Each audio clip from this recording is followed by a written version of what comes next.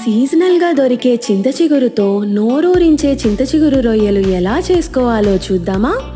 ముందుగా ఆయిల్ వేసుకొని వేడైన తర్వాత చింత చిగురు వేసుకొని బాగా మగ్గించుకొని పక్కన పెట్టుకోవాలి. ఇప్పుడు ఆయిల్ వేసుకొని కొంచెం పసుపు, ఇందులోనే ప్రాన్స్ వేసుకొని బాగా ఫ్రై చేసుకొని పక్కన పెట్టుకోవాలి. ఇప్పుడు ఇంకొంచెం ఆయిల్ వేసుకొని పచ్చిమిర్చి, ఆనియన్ వేసుకొని బాగా ఫ్రై చేసుకోవాలి. ఇందులో ఫ్రై చేసుకున్న ప్రాన్స్ వేసుకొని బాగా మగ్గించుకోవాలి.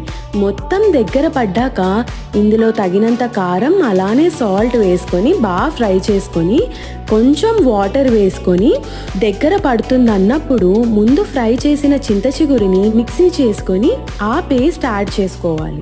ఇప్పుడు బాగా ఫ్రై చేసుకొని ఇందులో చింతపండు ప్యూరీ వేసుకొని బాగా కలుపుకొని ఒక్క మరుగు వచ్చాక సాల్ట్ రుచి చూసుకొని దించేసుకోవడమే. చాలా టేస్టీగా గోదావరి స్టైల్లో చింత చిగురు రొయ్యలు